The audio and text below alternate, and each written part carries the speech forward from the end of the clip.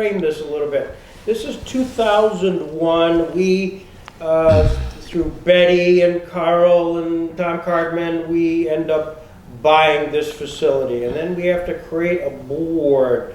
And the board was at Randy's here, and then Randy Sweeney's office, who by for the camera purposes is at my right-hand side here.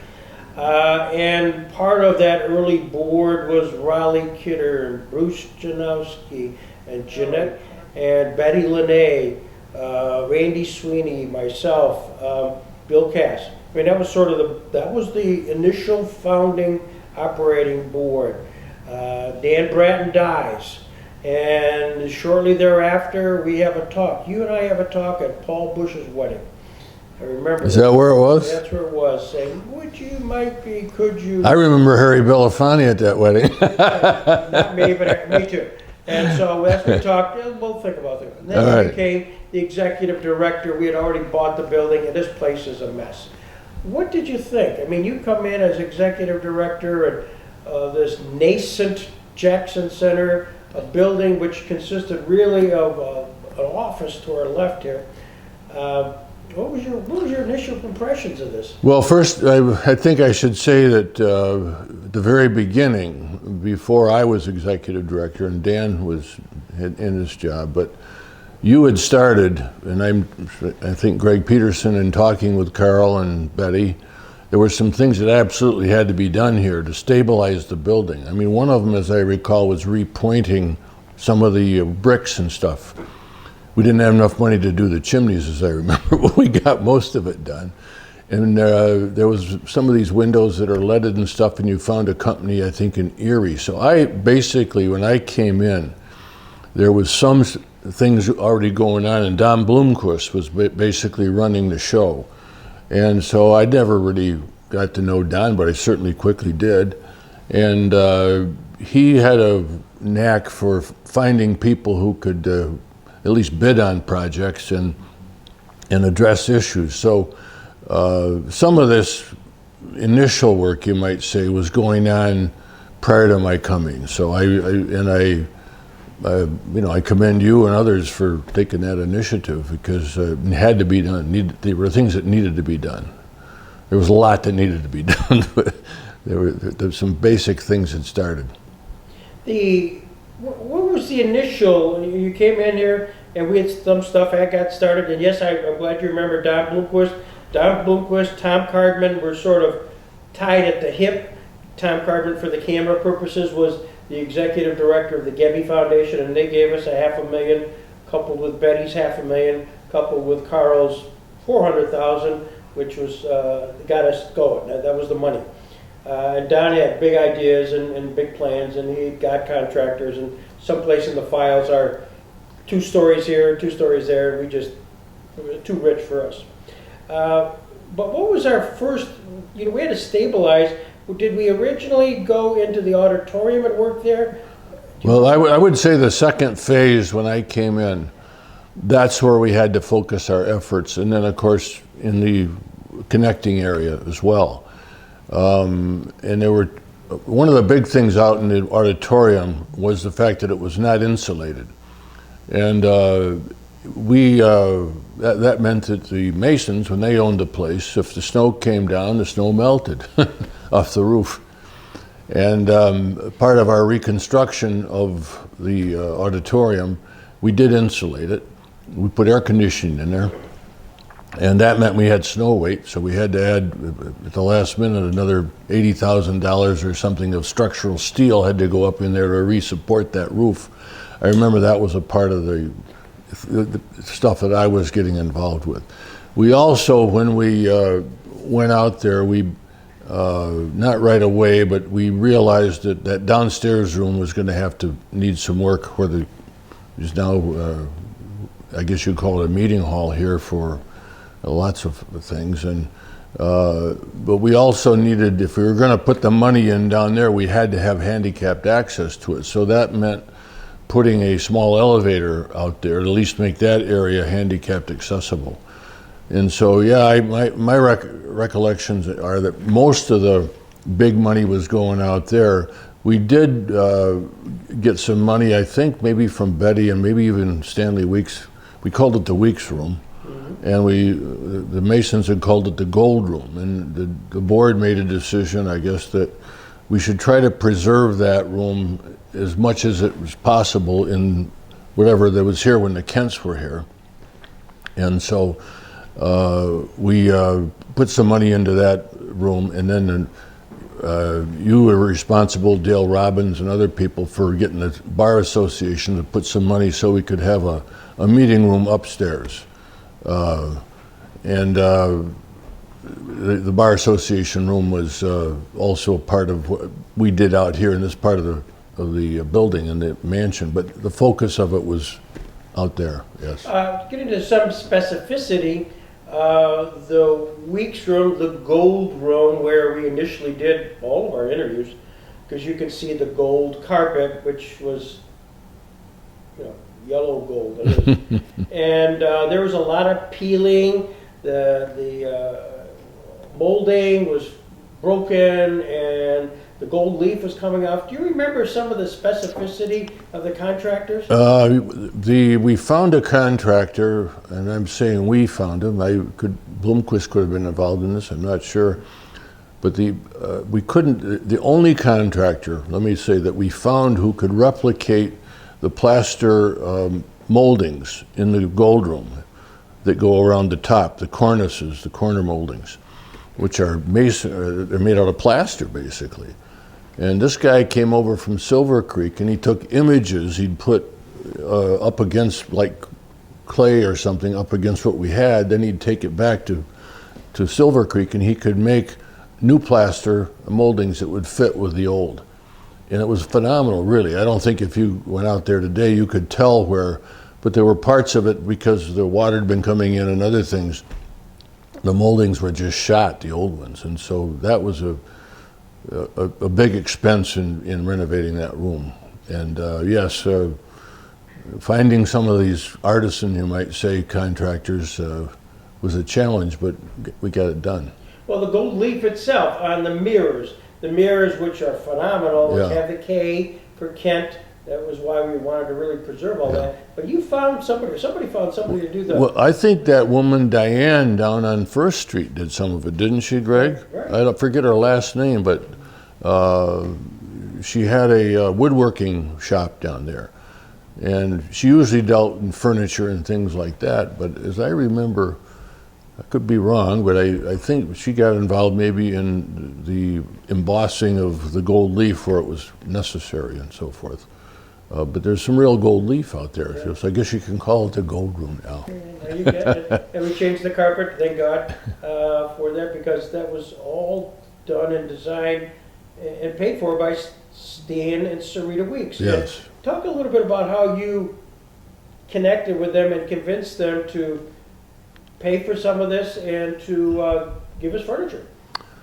Well, Stanley Weeks was, of course, a lifelong Mason. He was in this building. I think he was in this building when Robert Jackson was in this building. Because during the Second World War, when he was down in D.C. I forget what Stanley was doing during the war, but he met Jackson down there either right before or during the war. But Jackson had been around here, and Stanley was a big time, I think he was a top degree in masonry, I'm not sure. But I think he was. And Stanley, when we started doing all these renovations, I thought he would be ecstatic because we were doing something for Robert Jackson, because he had known Jackson and so forth. He said, "Raleigh, you saved the consistory."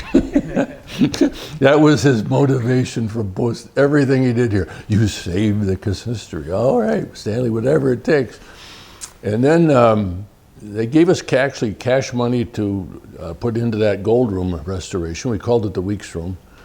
But then to finish it off, he and his wife, Sarita, they were starting to, I don't know if you should say get rid of or dispose of furniture in their home. I mean, they had just were living at the time. Now, they had used to go back and forth to Florida, but they pretty much, at their age, had settled in up here on Lakeview Avenue. And I will like to give credit here to Barclay Wellman, who was the guy that went up to the Weekses and said, "Yeah, this would be a good place for you to put your furniture." And of course, I think Stanley was probably on his tax return taking some charitable deductions for it, and so Barclay'd have to put a number on it because he was a certified appraiser.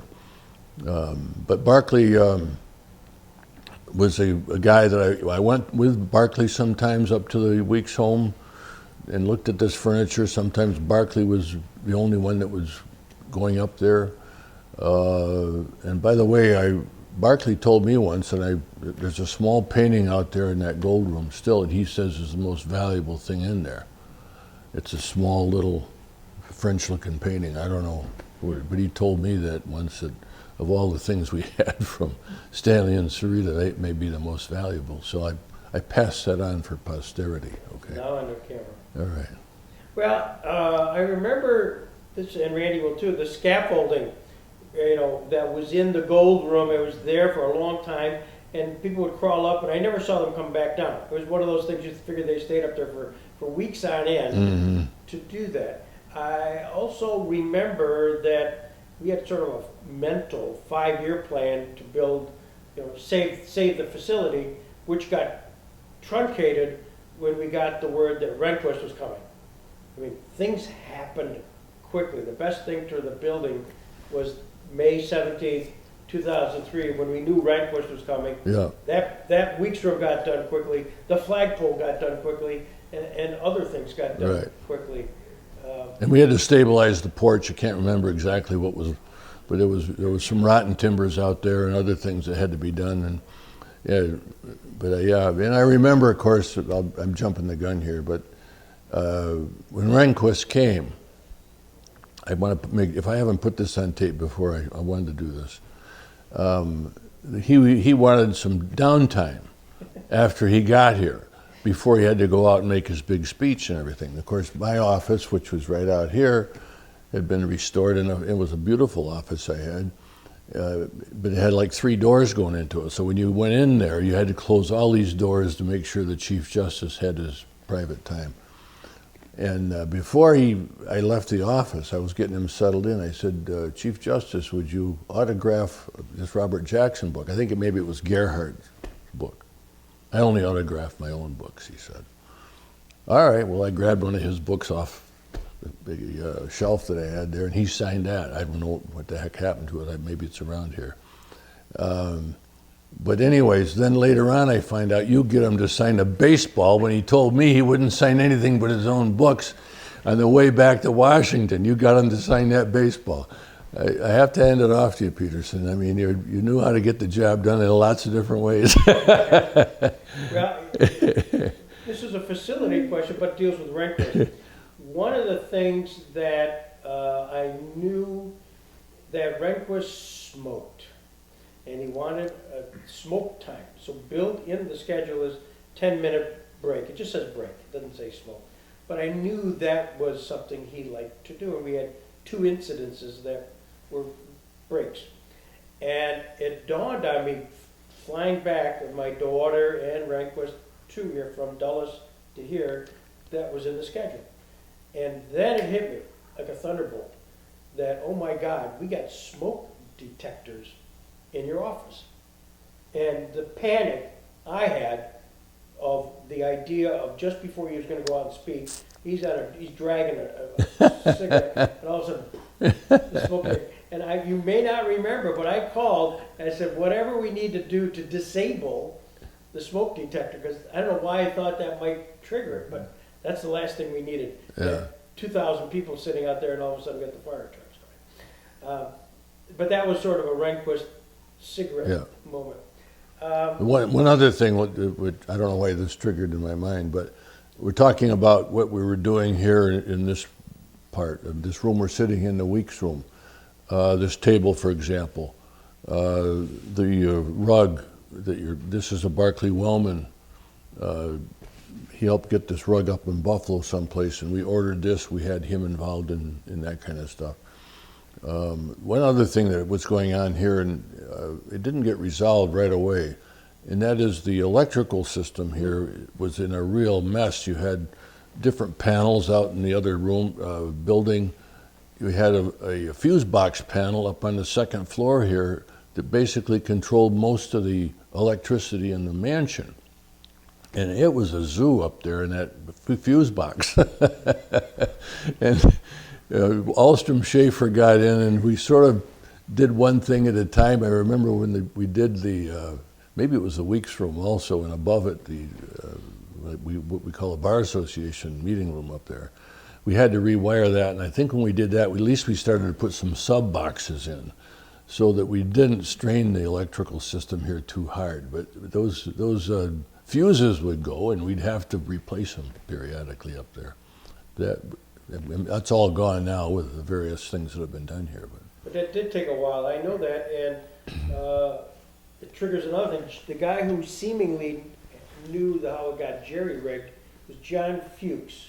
If you remember John, Little Theater, and John actually lived here for a while, but he's real technically oriented, and he was a Mason, and he sort of knew where things were, even if they were cobbled together. Thank God for And I'll tell you one place where Fuchs helped us out when we were redoing the auditorium, the old carriage house out there. Fuchs had been the guy who'd wired that originally for the theater organization. It was, what they call them, the theater, I can't think of it right now. It's not Little Theater, it's Players, the Players. Yeah, you're right, Players. Shoestring Players. Shoestring Players. So he was a part of that, and there was a guy who was also an organist in town who was running that Shoestring Players thing. I can't think of his name right now. But John Fuchs was a volunteer, basically, but he was a brilliant engineer, and he actually ran wires from up in that, where all the switches were, up behind the balcony, all the way down around into the backstage and stuff. So he knew if you flipped this or that, what would go on. So Fuchs was really helpful when we were rewiring, you might say, the auditorium, because he knew where all the bodies were buried out there in terms of the existing, at that time, electronics. And they had spotlights and all kinds of stuff for the Shoestring Players. I mean, so that was important. Well, it's funny we talk about that, because that was our principal location, was the theater and the spotlights, and actually not many people knew how to run the board, the lights. But one light was the mystery light, because it wasn't seemingly connected to anything, and it just kept popping on, coming off, like a ghost light. I don't know if you guys remember that, but it was a ghost light. And the other thing I remember about our early days was our sound system was pretty pathetic. We'd have events that you couldn't hear. And so we made an application to the Linnaeus Foundation for sound.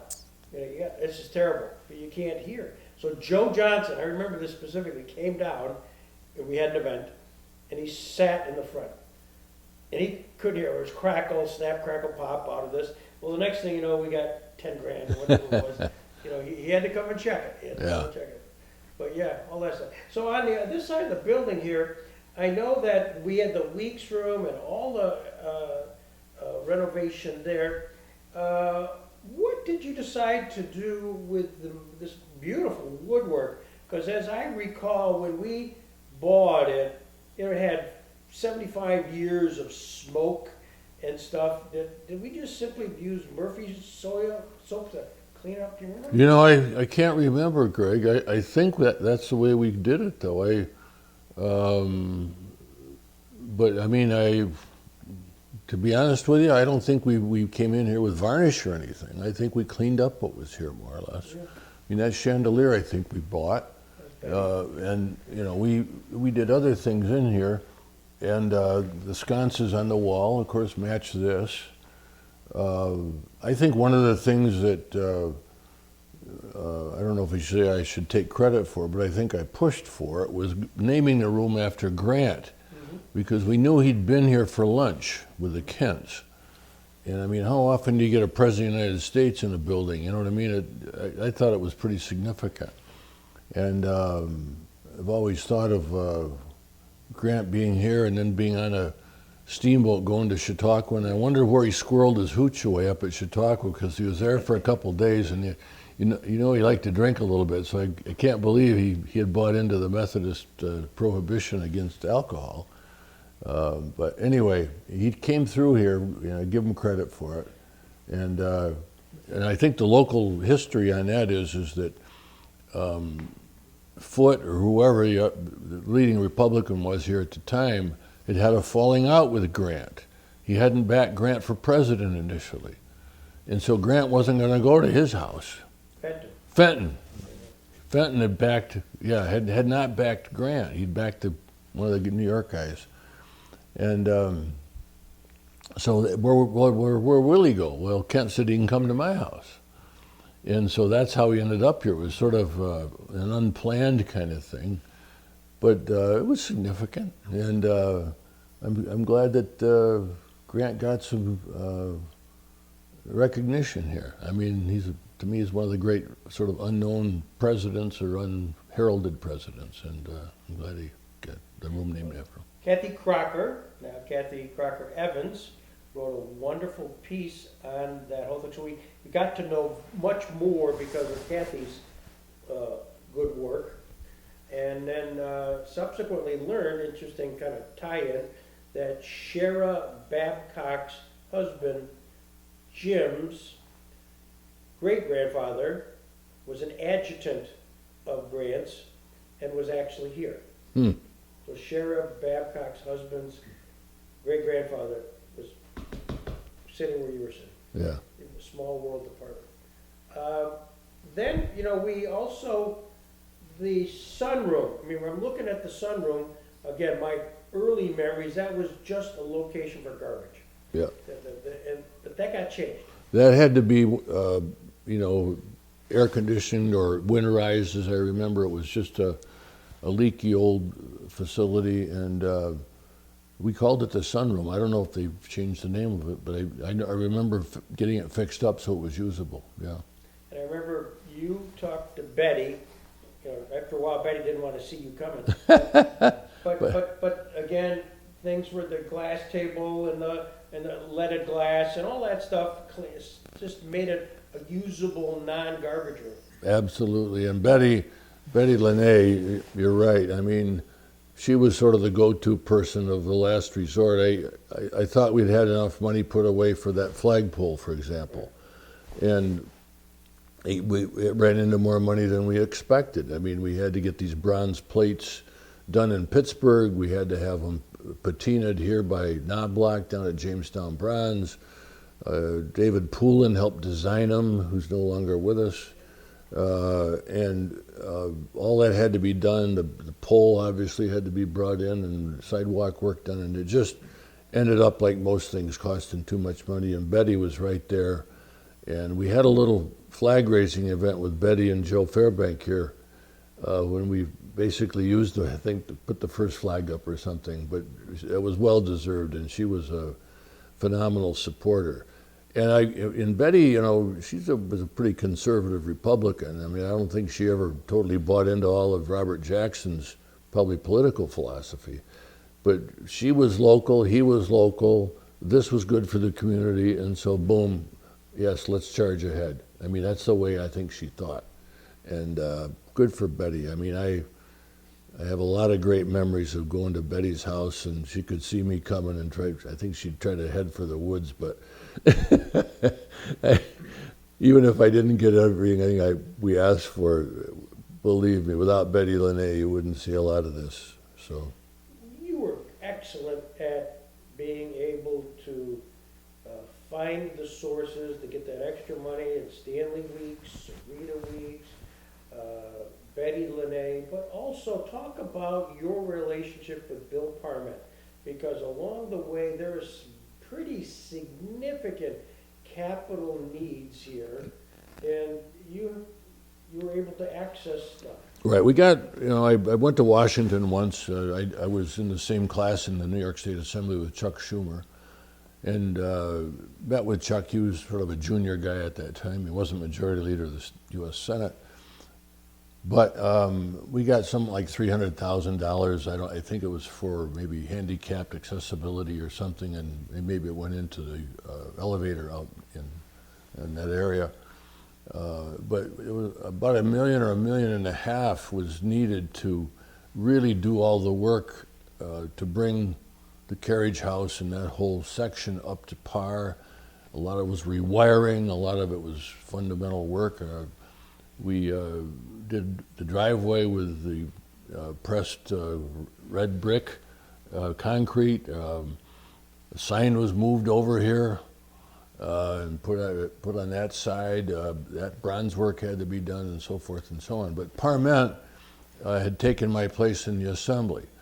And, Bill, he's still around, but he lives in Nebraska now.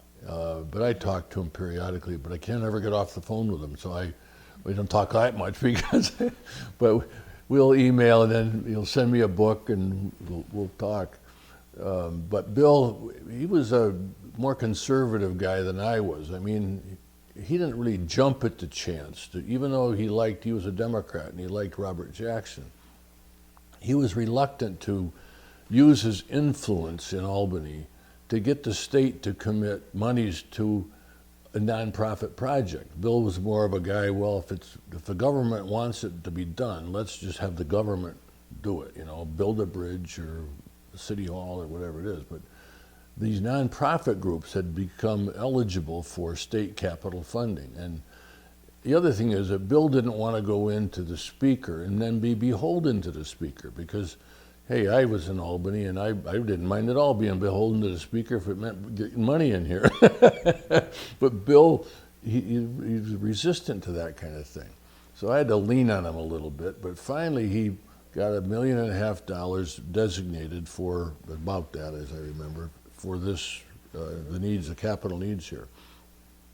And essentially the law in New York State at the time, and probably is still today, is that in order to be eligible, you have to be a 501c3 nonprofit corporation. You have to have something that the money's got to have at least a 10-year life. It's got to be a capital expense. It can't be for operations. It's got to be for something capital and so forth.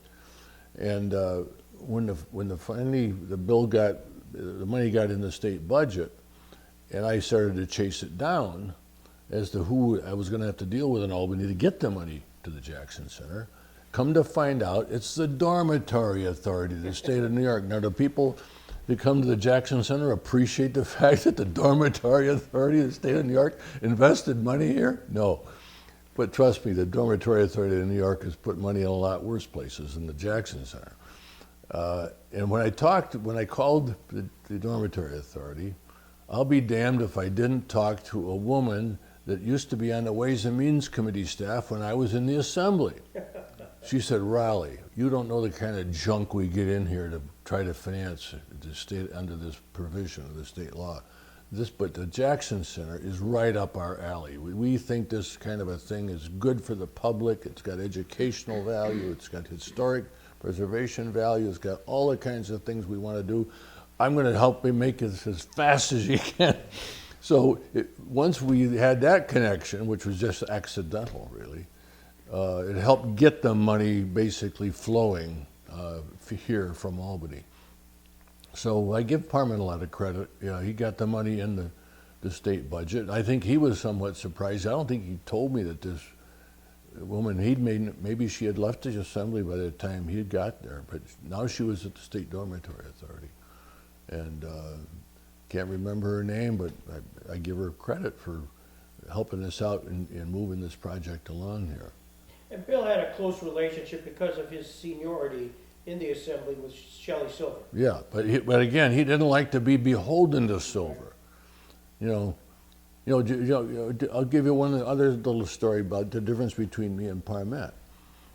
Been in the Assembly for a couple terms, and this is an aside, you can cut it off the tape if you want.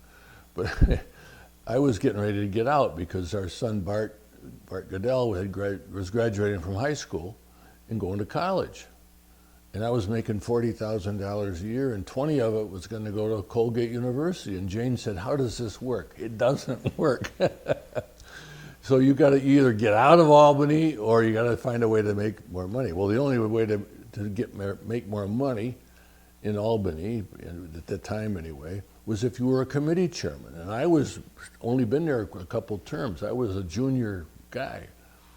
But I went down to see Stanley Fink in 270 Broadway, New York City, who was the speaker. And I said, "Stanley, I'm not going to run again." I said, "I got to get out and get a job. I got to try and make some money." But I said, if I could I'm chairman of, let's say, the agriculture committee. But I said, there's another guy from Long Island's got it. But I said, then I could stay maybe at least for another term, And I ended up staying for 2 more terms. But he said, "Riley, if you can go out to Long Island and talk Bill Bianchi into taking what you have," which was I had a non-paying joint commission with the state senate that I was running. He might want to do that because he doesn't really need the money as an assemblyman. His family's got a lot of private wealth and stuff. He said maybe he'll give up the ag committee. So I hopped in the car and drove out to Long Island. Really? I'll be damned if Bianchi didn't say, "Yeah, I'm not really made out for this agriculture stuff."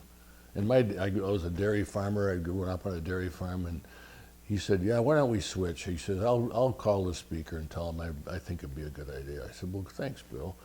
So I became, in my class, the first chairman of a standing committee in the assembly, primarily because I had a son going to college. So, why do I tell this side story? It's because the Parment would never have done that. He wouldn't. It wasn't a matter of just he didn't want to be beholden to Shelley Silver. He didn't like being beholden to anybody, any place, in power. And me, I'd say, "Well, yeah, but do you want to get Warner Dam built? I'll go talk to the governor." We got money for Warner Dam. I mean, Bill had the ideas for it, but he resisted. I think that he felt that it compromised him somehow, ethically, or restricted his future freedom, you might say, with the speaker if he asked for favors. And my view of the Speaker of the Assembly is, hey, I elected the guy. He's supposed to do some stuff for me. I mean, without my vote, he wouldn't be Speaker, right? I'm not going to ask him for a lot, but I'm not afraid to ask him either. So, as I recall, Bill, I think it was you got him 3 separate times. We had $500,000, and ultimately we had needed money for the basement. I mean, the final piece. That's right. You're right. Of the puzzle was the basement, if you recall, and that was, of course, leaking and had all kinds of. But it was, a showpiece in the sense that we had things down there. Yeah. And we had a big event. You were very good, Raleigh. You got a lot of good things going for you. But when it came time to honor those who had given to us, whether it was a Betty Lene moment outside flagpole, whether it was Stanley and Sarita Weeks in the Weeks room, whether it was Bill Parment downstairs. I mean, we had events outside. I remember you did with Betty Lene. You had buglers and 21 gun salute. I mean, you had everything flowing, man.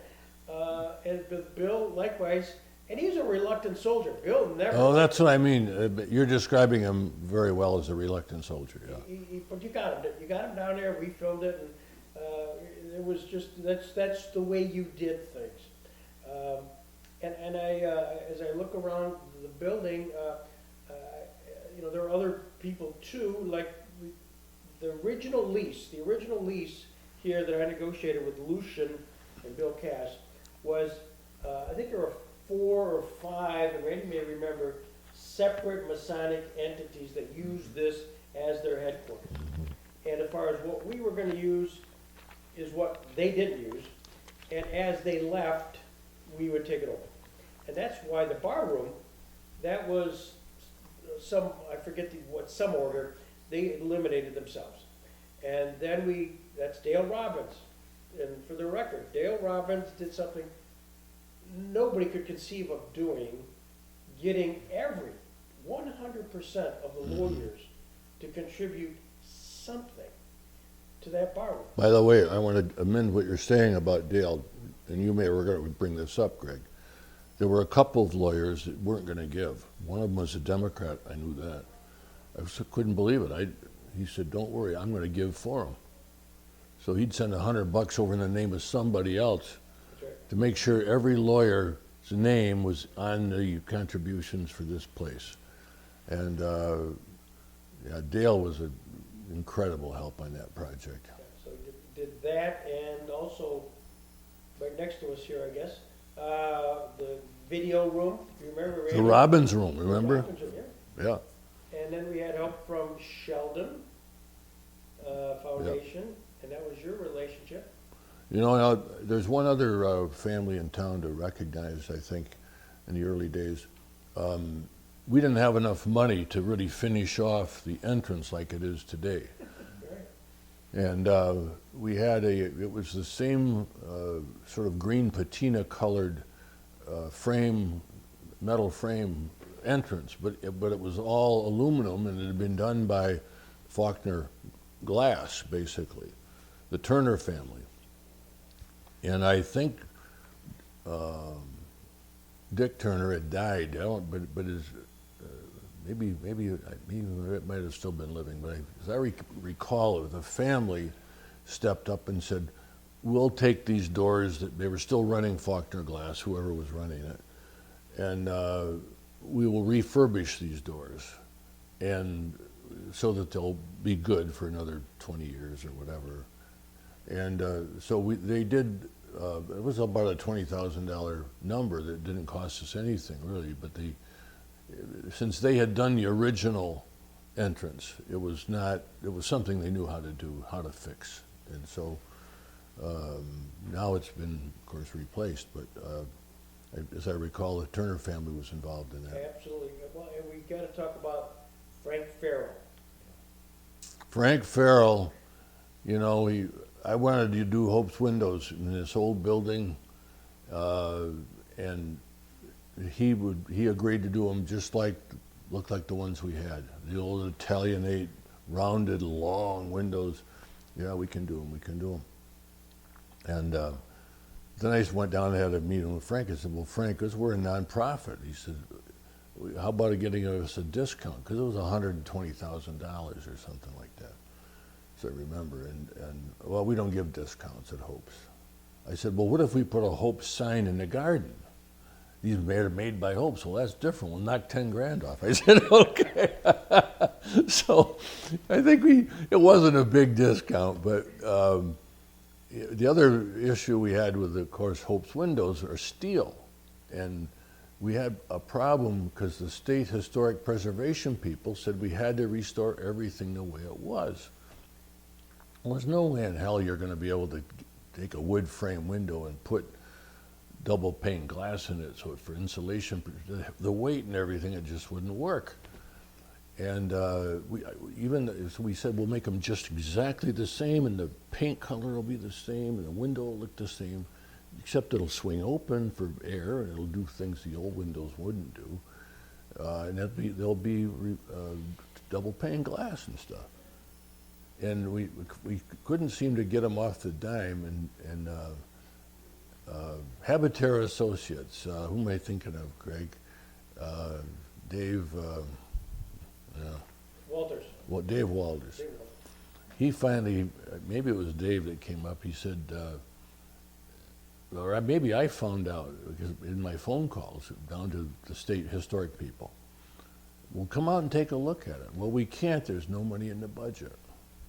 "I know. Well, you can't come out and inspect it. Then we'll go ahead and put them in." So we went ahead and put the Hope's windows in, and the state historic people never knew, it had happened, I guess. And they probably still don't know, but they'd love it if they came here. They'd say, "Well, isn't that perfect? It looks like a perfect..." Matter of fact, there was one family, doctor and his wife came to look at these windows from Warren. They wanted to build a house, an Italianate type old house in Warren, or maybe they were redoing it. I can't remember. They looked at the possibility of using Hope's windows based on this. So yeah, Frank. But he always said, "I go to the office every day, Raleigh, and about half the time your car is there at the Jackson Center when I'm driving by." Well, I was one of these guys that probably because I was a farm kid, I couldn't get up, sleep past 5:30 or so in the morning anyways. I still can't. And I'd get down here about that time of day usually and have a cup of coffee and read the paper in my office. And Frank would notice that my car was in here on his way to Hope's. So. But also, I remember that it was $120,000 was the number. We didn't have the money either. Aside from looking for the discount, we just didn't have the money. But he decided to manufacture, fabricate them, and install them, and money to follow. I mean, he had faith in us. Yeah, that's right.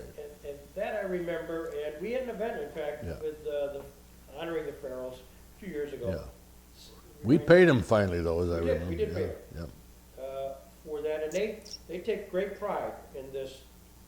Those windows were triple paned, Is that triple? Okay. triple paned, and of course, originally, that's why the Masons went out of business. They had single paned wood. It was just like, And the water was flowing in. You remember the wood was shot.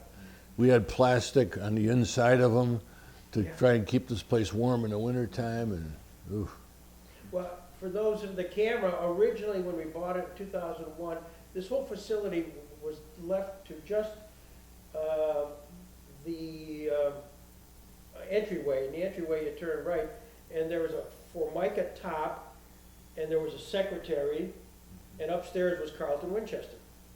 But the rest of this was sort of shut off, because they couldn't pay the utility bills, they couldn't do anything.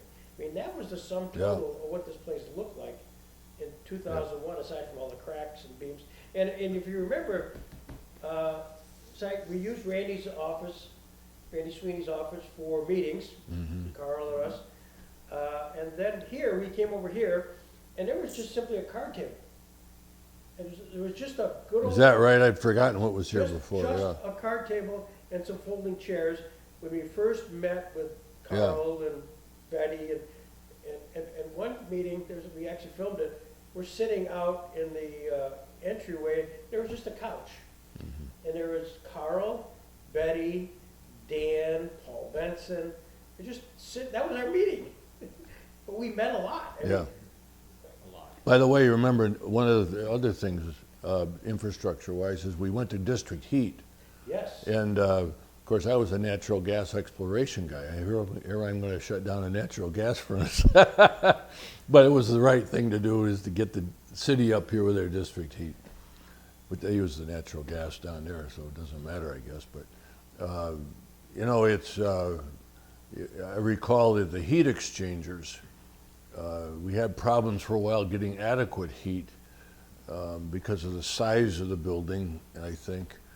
And maybe we had to bring in more than one heat exchanger. I can't remember. There was something like that went on to give us more flow through the system.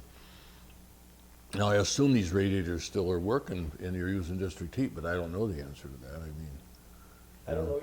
Yes, they are working, but I don't know the source. Yeah. I mean, I don't know if they still are or not. But, one of the things, it's funny, I'm so glad three of us are here, that your mind flashes. The elevator. The elevator itself, we knew we had to be handicapped accessible, certainly to get access to the theater, to get grant funding, to all that stuff. But the elevator, to fit it in, here, the cost was, pick a number, $500,000. it was crazy. It was a big number. What I remember is, this is Sam Teresi now, because we were not shy about begging.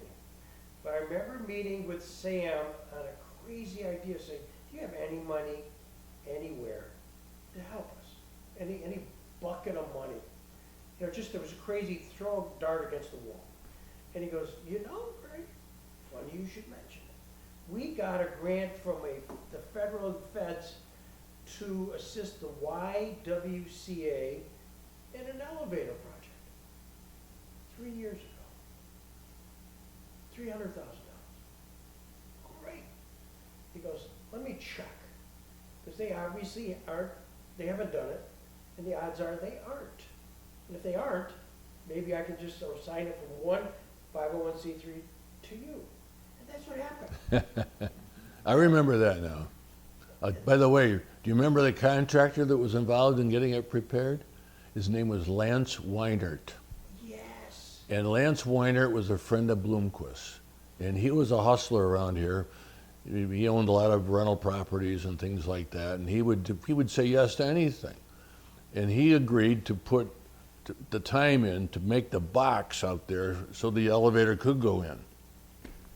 And I don't know how in the heck he did it, because he was here Saturdays sometimes, working himself, he and his son, you know. And somehow we had that time frame on that because the elevator people were coming to put the thing in. And Weinert was here on the weekends, and you know, he died at a fairly young age. And did you remember he had some kind of a farm down in Honduras? I said, a guy in Jamestown they were growing some kind of fast-growing trees or something that were going to be the answer for the universe down in Honduras. I never got into it with him, but anyways, but Lance was one of these kind of guys that was, you'd wonder if he could do it, you know what I mean? And you'd call him on the phone, he wouldn't answer the phone, but then he'd show up. I mean, it was not the best relationship, but I have to give the guy credit. I remember coming in here once on a Saturday or a Sunday just before we had to get it done, and he's out here with step ladders and sawzalls and all kinds of stuff, making this box that would take the elevator. And again, Bloomquist, he was the guy, I think Bloomquist sent him our way, but Lance Weinert, I don't know where that name came from, but I think that was the guy. Well, I think you're right. It was unique, and somehow to Don Bloomquist's credit, he loved this place. He loved this place. Yeah. And Don would kind of, in his own 5-foot-tall, squatty weight, would come in. He had ideas. You know, he always point his fingers. Then he'd be up on the roof, pretend to be up on the roof, Yeah. and this, and everything else. But he knew people. He knew people, and he could get Yeah. things done. You know, one of the things that I had to learn when I came here is that I had to work with Bloomquist. Sometimes there were some rough edges there, because he had been king of the works before I was the executive director. Right, that's right. And I looked upon my job, one of the jobs, as being the clerk of the works for this place. So you remember Jeanette was on the code board, I think, and he worked for code and an organization here in town. And so there were a lot of little interrelationships. But I figured, hey, I can get along with most anybody. And finally we started to hit it off, me and Bloomquist. I mean, if I asked him to do something, I'd stay out of his way. You know what I mean? On the other hand, I didn't ask him to do everything. I mean, it was sort of a balancing thing. But we had a lot of work going on. A lot of people can take credit for it. And I was here along for the ride, you know. Well, no, you were the quarterback. But Don was, I interviewed Don, by the way, and if anybody's interested in listening to this tape and want to hear the Don Bloomquist Jackson Center story, it's fascinating. But he would drive by downtown. He was very close to Tom Cardman. He and Cardman were in bodies. And so Tom was in a building mode, the ice arena, all of that stuff. Bloomquist was kind of in the middle of all that. He'd drive by his car, and he'd see me walking by, and he knew the Jackson Center. He'd just say, pull over, roll down the window, Greg, get in the car. Let's go for a ride. And he'd drive, while he's driving around town, he's talking. And it could be anything, but normally somehow it worked its way back here. And even when Don had a hard time walking, he would show up. I mean, Bloomquist was one of these guys, I don't know how he knew it all, but somehow this in the back of my mind, I think it was the Grants building or something, and there was renovation going on. He says, well, you know, they got a high pressure boiler, or they got a low pressure boiler, and they need a high pressure one.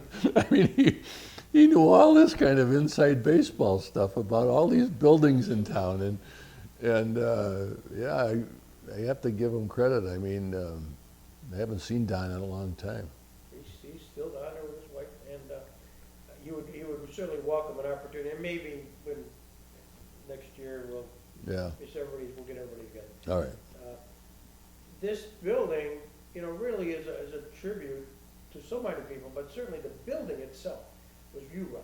I mean, you lived it, you concerned yourself about it, and was able to get funding at a high level to really get the capital money for this place. I mean, I know you're kind of shy about that, but the reality is it was you. Yeah. Well, it was me at least the first go around. I know recently they put a lot of money into this place too. It was more into the old mansion, I guess. But thank you for that. I was lucky to be in the right place, I guess. And you got to understand government too. If you're going to ask for help from the government, there's all kinds of hoops you have to jump through, and it's not a fast process. And so, but it's one where persistence and continuing to push, and if this doesn't work, well, why don't we try this? And because you can't just snap your fingers and expect a check in the mail. You know what I mean? So I think maybe my experience in government for a few years was good background for trying to do the work I did here. Well, it came to the fore on two other instances. One is, though you were not the executive director at the time, the DRI money, which you got $1.5 million for this. Shockingly, we got as much as we were originally asked, even though expecting other things. And to your point, you were politicking it, Stan was politicking, and we really knew Sam Teresi was the guy behind the curtain. You know, they had committees, they had all this stuff, but it was really Sam. And I remember one time I made a big pitch to the committee on behalf of looking for $1.5 million, and they were negotiating me down to like $700,000. And you're glad to get anything because it's a gift. And then Sam called me over one day. Teresi goes, Greg, you're playing this whole St. Bonaventure thing. St. Bonaventure at the time was most interested in having a satellite of some sort here. And that was always Sam's big dream, was to have a four-year college presence. St. Bonaventure might provide that. If we build it, they will come. That was my pitch. And he said, Greg says, you're dead in the water by using that, even though I like it. It's just politically not going to play. So switch this. Rewrite the whole thing this way. I mean, he really told me, because otherwise you're going to might get zero. Nice concept. All the stuff is good. Just switch it 180 degrees. That you're going to build it for college purposes. Don't mention St. Bonaventure. If it happens, it happens. And sure enough, not only did we got the 800, Kathy Hochul comes here on the day she's going to announce it. Remember, we all showed up? There was a shock value. She goes, well, I'm getting $1.5 million, this organization, is the Robert Jackson Center. You hear this gasp. But I always know that's one of the reasons I like Hochul. Well, Plus, you got the Bill Stadium built. Well, that's Kathy, and we did the right thing. You did the right thing. We had Bill Hochul here. Kathy came down when she was out of politics. Just all those personality, and that's the point. It's personal relationships, which came in spades.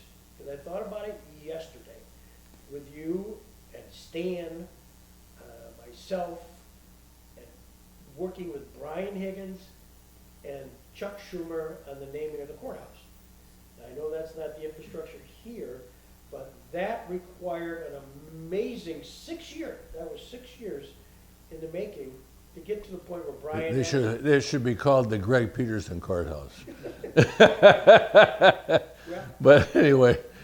And what I want to do, and this is inside baseball, but when Brian announced that he's done, as of February, I said, perfect. I will bring him down here. We will do an event. I will interview Brian about the naming of the courthouse. Beautiful. I think that'd be a great idea. And he'll do that. Yeah. Now he's out of politics, because there was a lot going on. As you know, I know, Schumer. Oh yeah. And the other thing is that if you don't have somebody with a deep sense of history like Higgins, they're going to be thinking about the last politician that came down the road or something like that to name this after, right? And because Jackson's name was in the far history at this point. I mean, he's 1940, or whatever. Yeah, I think interviewing Brian would be terrific. Yeah.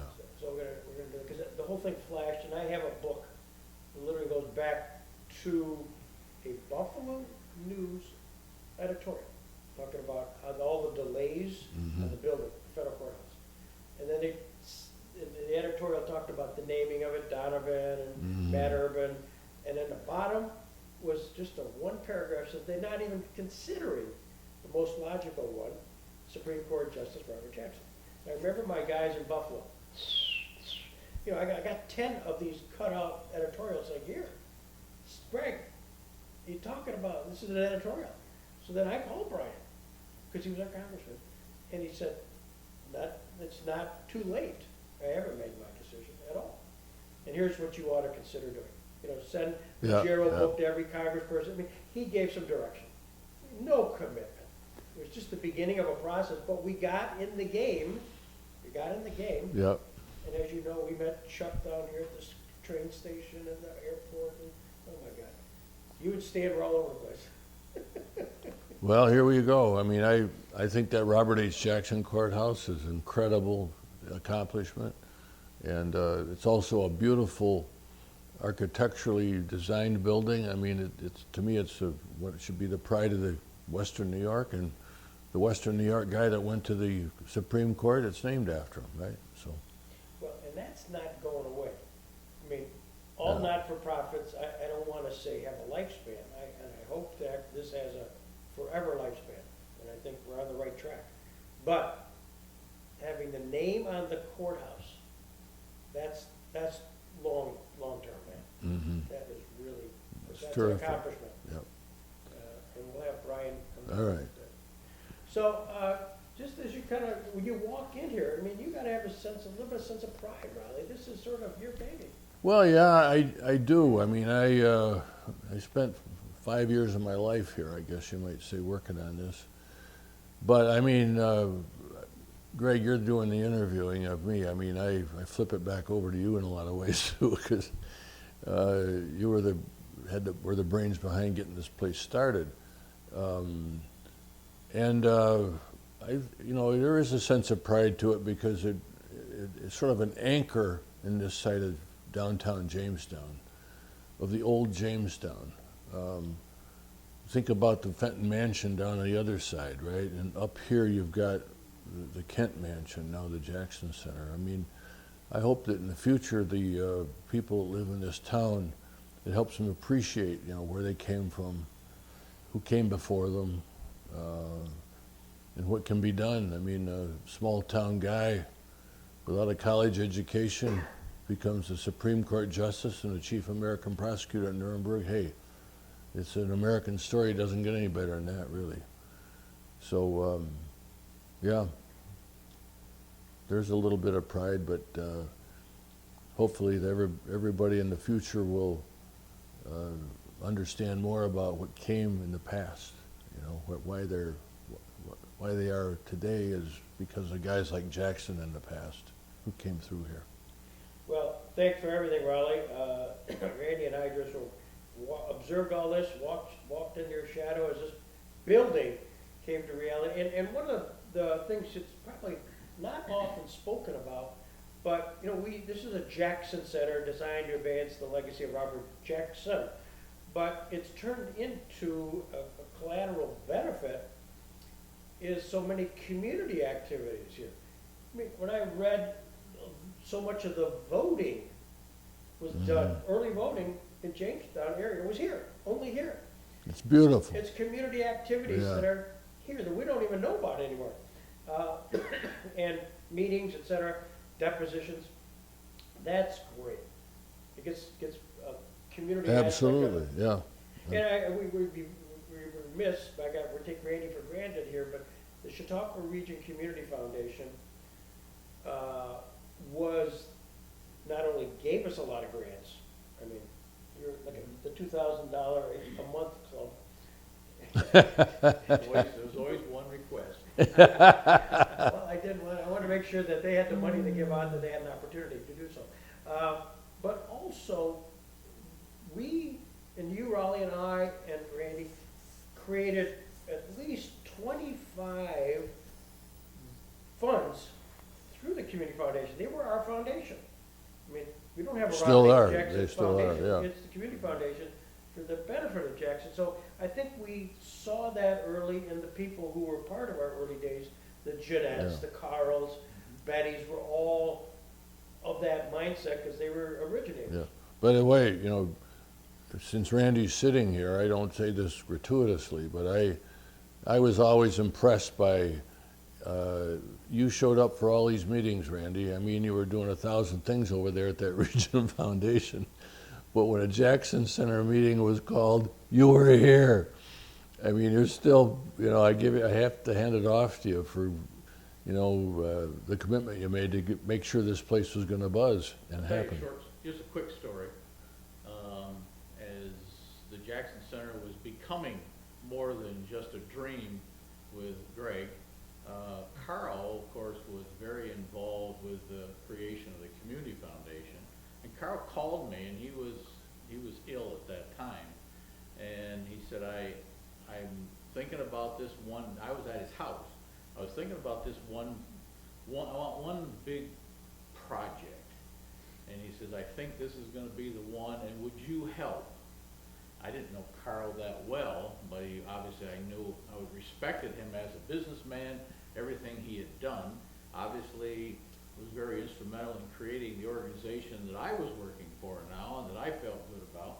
So I really felt a commitment to Carl, even after Carl was gone. I felt like I was helping, to help satisfy a dream he had, whatever way I could. And of course, we all know when Greg asks, it's easier to say yes than no. But think, Raleigh, think about you and I. We sort of came off the farm, and as we get older, we get a little philosophical about our life. At least I do, anyways.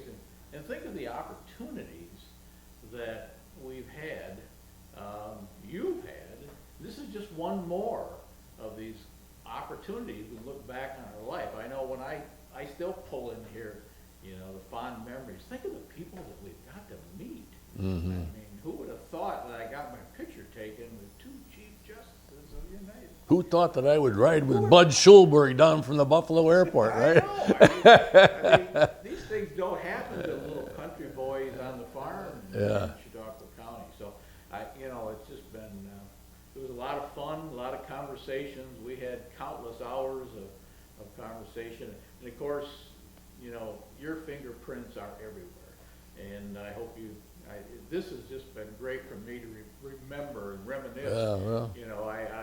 Little things about the days they brought that steel in through the window and put into the, I mean, those things for me just fascinate me to no end, the thing. And the guy over there, pushing plaster into these molds to, in the Weeks room to fix them. I mean, it was just Maybe the old farm background's a part of it too. Yeah, you had to fix anything. You had to figure out a way, right? So we had to keep it going one way or another.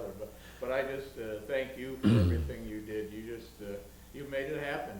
I mean, this place is standing today because of Raleigh Kidder. Well, thank you very much, and I echo and ditto back to you guys for your contributions. Thanks.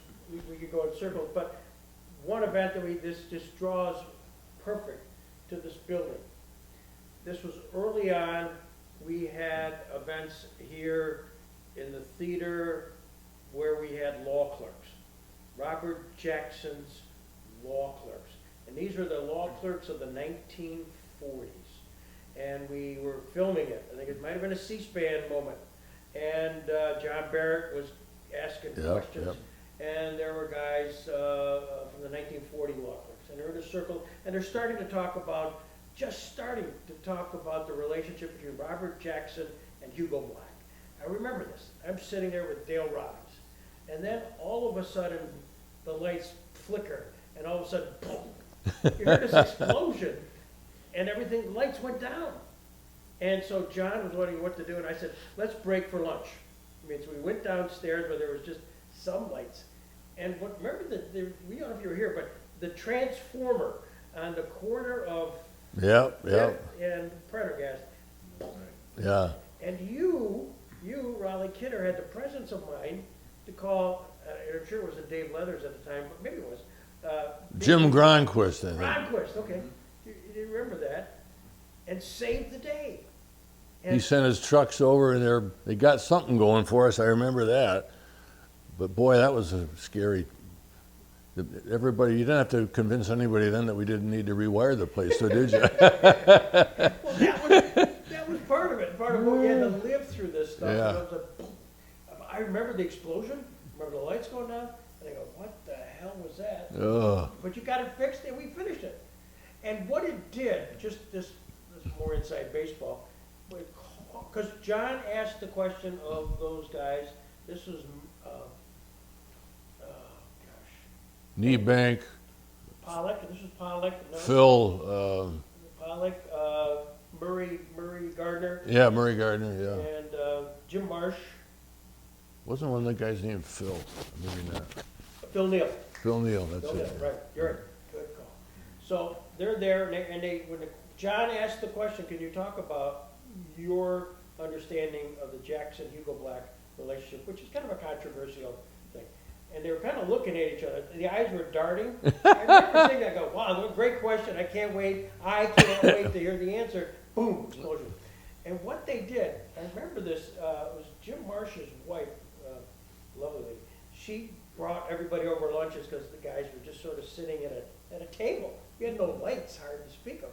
And she just brought lunches, and they were talking among themselves. What are we going to say? What are we going to say? It gave them a chance. And then finally, Murray Gardner says, you know, it's been 70 years. Who cares? We're not, who are we saving?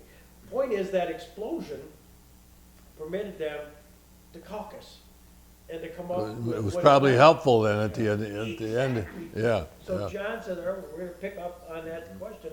And they did, and it's a great piece of history from the guys that lived it Yeah. because of the explosion. All right, you guys. Well, we've plumbed the depths here, haven't we? A little bit. All right. It Thanks for having me over. was. You know, since you brought his name up, we ought to also thank John Q. Barrett, who's he's been here through every permutation of this place, I think, hasn't he? I mean, and he's still here and doing things. So, hi, John. Yeah. Thanks, John. Well, John, as you're listening to this, one of the things I really cherish, our friendship. Second of all, I remember you physically came here, and you remember our first event was May 1st, 2001. We had been incorporated for a little less than a month. Okay, we bought the building like in March. That place was a disaster, but we decided we have to have a big event. Big event. Law Day. Law Day. Law Day, May 1st, and I reached out to Eugene Gerhardt, who wrote the book. And so Gene came, and we had a big thing in Bush Industries, Lorraine. Yeah. Oh, Remember. Lord, thank you. They converted the basement. They had ice sculptures, they had all that stuff, and they put curtains all the way around the leaking, side. Walls. Wallpaper was peeling off. It was a disaster. So they did that, but John came from New York City, and there's a great picture of John with Gene Gerhardt, and Gene signing a book to John, the two of them. So I mean, kind of the two biographers. Beautiful, yeah. In 2001, sort of passing the torch, Yeah. if you will.